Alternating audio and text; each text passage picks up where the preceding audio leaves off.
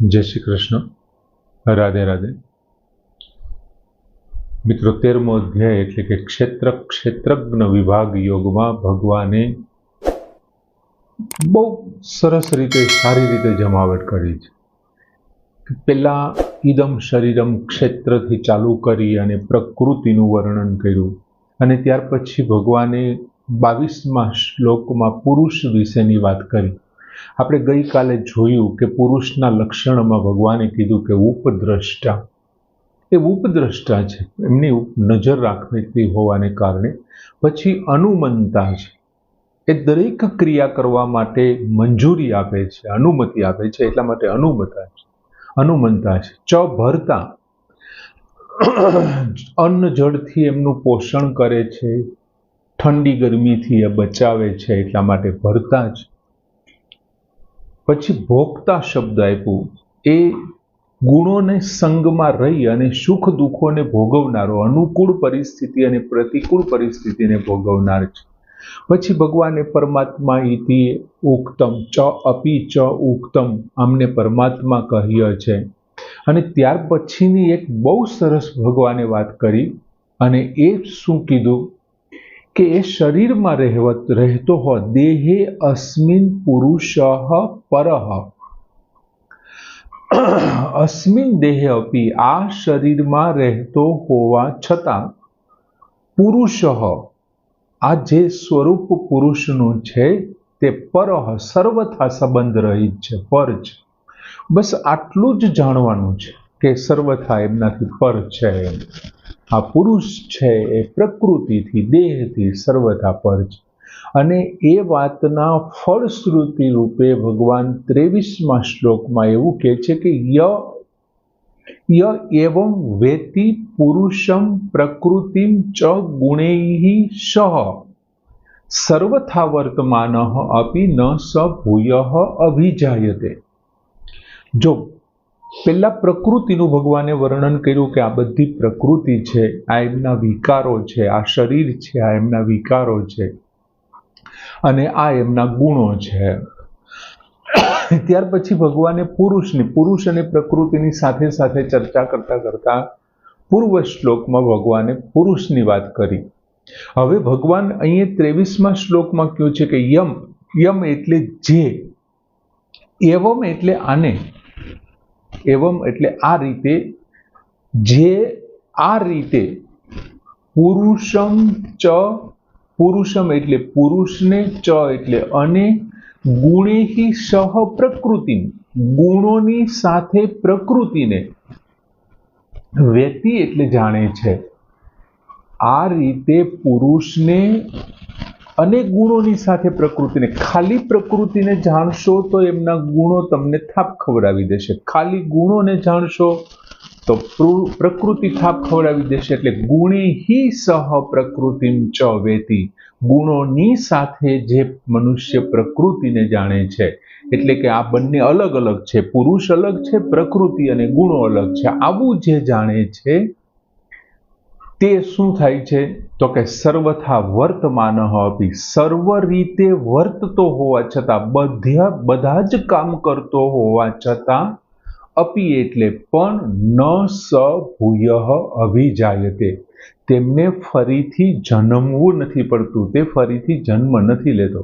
ભલે ને તે ગમે તે કામ કરતો હોય પણ એમને પાછું જન્મવું નથી પડતું। પણ શરત આપી છે, ય એવં વેતિમ પુરુષમ પ્રકૃતિમ ચ ગુણૈઃ સહ, જે પુરુષ અને પ્રકૃતિને ગુણોની સાથે આ રીતે જાણી લે।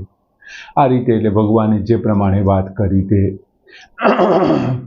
પૂર્વ શ્લોકમાં જેમાં કીધું દેહે અસ્મિન પુરુષ પરહ, આ જે પુરુષ છે તે શરીરમાં રહેતો હોવા છતાં, શરીરમાં સ્થિત હોવા છતાં સર્વથા પર છે। અને આ પદથી પુરુષને સંપૂર્ણપણે સંબંધ રહિત બતાવ્યો અને પ્રકૃતિથી પણ એમને જુદો બતાવ્યો, અલગ બતાવ્યો, સંબંધ રહિત બતાવ્યો અને પ્રકૃતિથી જુદો। અહીં એમના માટે શબ્દ વાપરો એવમ, આ જે તમને બતાવ્યું છે એવમ આ રીતે જાણવાનું છે. મેં જે બતાવ્યું છે ભગવાન કે છે એ રીતે. એવમ શબ્દ છે કે આ રીતે તમે એને જાણો. આમનાથી જુદો છે, આમની સાથે એમને કોઈ સંબંધ નથી. પછી તમે જો એમને પ્રકૃતિ અને પુરુષને આ રીતે જાણી લેશો, પછી જે કાંઈ તમને દેખાય છે એ પછી વિકાર, કાર્ય, કરણ કે વિષય વગેરે સ્વરૂપે વગેરે દ્વારા જે કાંઈ તમને સંસાર દેખાય છે તે બધું પ્રકૃતિ અને તેમના ગુણોનું જ કાર્ય છે, બીજા કોઈનું નહીં. એ તમને આપોઆપ સમજાઈ જશે. એ કાં તો પ્રકૃતિનો વિકાર છે અથવા ગુણોનો છે, કાં પ્રકૃતિનું કાર્ય અથવા ગુણોનું છે, કાં તો એમના કોઈ કરણ પ્રકૃતિના કરણ મારફત થયું છે કે ગુણોનું કરણ છે. એ આપોઆપ તમને આખો સંસાર છે એ સમજાઈ જશે.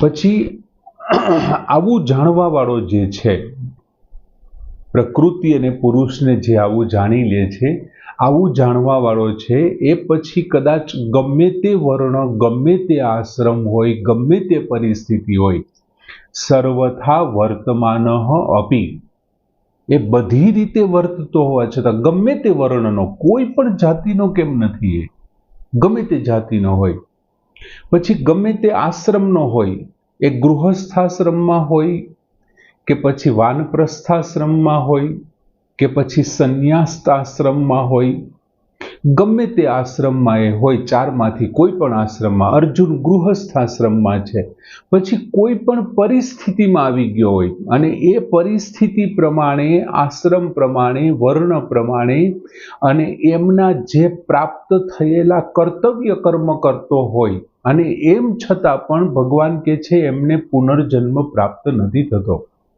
અર્જુન અહીં ગૃહસ્થાશ્રમમાં છે, એમની પત્નીનું અપમાન થયું છે, એ કારણે એમણે બદલો લેવો જોઈએ, અપમાન કરવાવાળાને મારવા જોઈએ, આ અર્જુનનું કર્તવ્ય છે.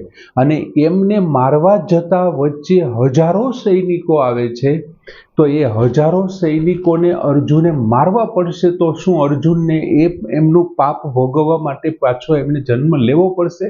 ભગવાન કે છે સર્વથા વર્તમાન અપી ન સભૂય અભિજાયતે. એ ગમે તે વર્ણનો હોય, ગમે તે રીતે વર્તન કરતો હોવા છતાં એમને પાછો જન્મ નહીં લેવો પડે. શું કામ નહીં લેવો પડે? તો કે એમણે સાચા અર્થમાં પ્રકૃતિ અને પુરુષને જાણી લીધો છે, અને પુરુષ છે એ કેવો છે? ક્રિયાહીન છે. તો આ જે કરી રહ્યું છે હું નથી કરી રહ્યો, તો પછી હું શું કામ જન્મ લઉં? એ તો શરીર કરી રહ્યો છે, હથિયાર શરીરના હાથમાં છે, મારી પાસે થોડા છે, તો હું થોડો કંઈ કહું.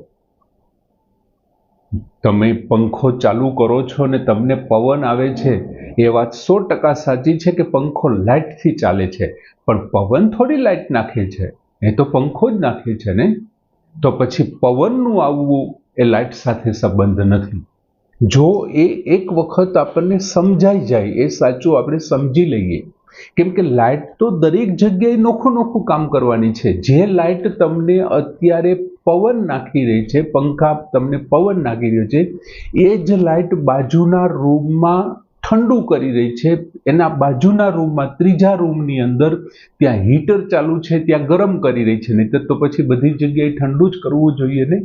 એટલે દરેક શરીરની અંદર રહેલો આ પુરુષ છે એ પોતે અકર્તા છે.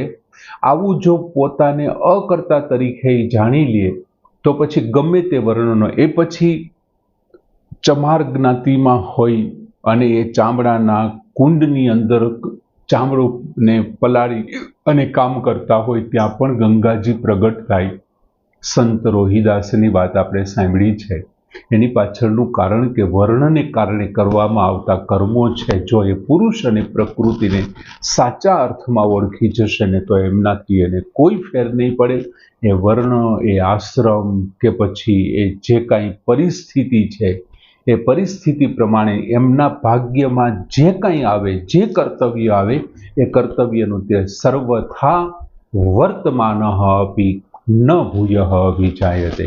એ બધી રીતે વર્તતો હોવા છતાં એમને ફરીથી જન્મ નથી લેવો પડતો, એને ભોગવવું નથી પડતું, એવું કહેવા માંગે છે. ભગવાને અહીં એક બહુ સરસ શબ્દ વાપર્યો, સર્વથા વર્તમાન અપી.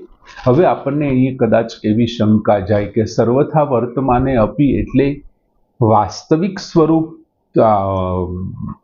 ભગવાન સર્વથા વર્તમાને કહેવા માંગે છે, તો ખરેખર શું કોઈ નિષિદ્ધ કર્મ કરે તો ચાલે ખરું? દારૂ પીવે, કોઈ માંસાહાર કરે, કોઈ વ્યભિચાર કરે, કોઈ દ્યુત ક્રીડામાં જાય, કોઈ ખૂન ખરાબા કરે, તો પણ એમને પાછો જન્મ ન લેવો પડે. હવે જો ભગવાને પહેલી લીટીમાં શું કીધું? સ એવમ વેતિ પુરુષમ પ્રકૃતિમ ચ ગુણેહિ સહ.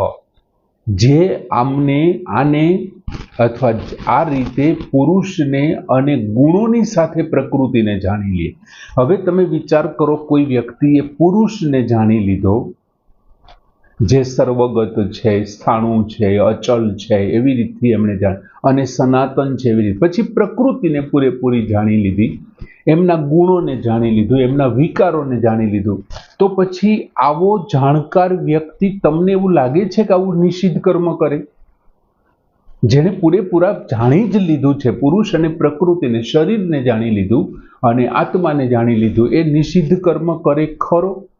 બીજું, પુરુષનો અંદરનું જે સ્વરૂપ છે એમને એને જાણી લીધું કે પુરુષ અકર્તા છે, એ ક્રિયા રહિત છે, જેથી કરીને આ ક્રિયા થઈ રહી છે એ મારી નથી, એ બીજી છે. એટલે ક્રિયા નથી એટલે એ પુરુષ અકર્તા બની ગયો, અને અકર્તા હોવાને કારણે છે એ ભોગતા નથી. આ સાદો નિયમ છે. તમે અકર્તા છો તો તમે ભોગતા નથી. તમે જે કોઈ ક્રિયામાં તમારું કોઈ યોગદાન જ નથી, તો એમના ફળ ઉપર તમે કેવી રીતે આશા રાખી શકો? એ ફળ તમને કેવી રીતે મળી શકે? એટલે પુરુષ અકર્તા છે અને અકર્તા હોવાને કારણે તે ભોગતા નથી. જ્યારે પુરુષ પોતાને અકર્તા જાણી લેશે ને, ત્યારે એમની અંદર જે કર્તાપણું છે ને એ નષ્ટ થઈ જશે. કર્તાપણાનું અભિમાન નષ્ટ થઈ જાય છે અને તેનામાં ક્રિયાની ફળાશક્તિ આપોઆપ દૂર થઈ જાય છે. અને જો ફળની આસક્તિ વિનાનું કોઈ પણ કર્તવ્ય કર્મ કરવામાં આવે, એ નિયત કર્મ છે અને એમનું તમારે ભોગવવું નહીં પડે એમ. અને આવું થવા છતાં જે શાસ્ત્ર વિહિત કર્મ છે ને એ વ્યક્તિથી આપોઆપ થતું જ રહેશે. એમ ભગવાને સરસ વાત કરી, બહુ સારી વાત સમજાવી. મૂળ શબ્દ આ છે કે પૂર્વ શ્લોકમાં જે આવ્યો કે દેહે અસ્મિન પુરુષ પરહ, જે આ શરીરની અંદર બેઠેલો પુરુષ છે ને એમને સર્વથા સંબંધ રહિત જાણવું, એ મૂળ મુદ્દો છે. સરસ શ્લોક કે ય એવમ વેતિ પુરુષમ પ્રકૃતિમ ચ ગુણેહિ સહ સર્વથા વર્તમાન અપી ન ભૂયઃ અભિજાયતે. પૂર્ણ કરીએ. જય શ્રી કૃષ્ણ.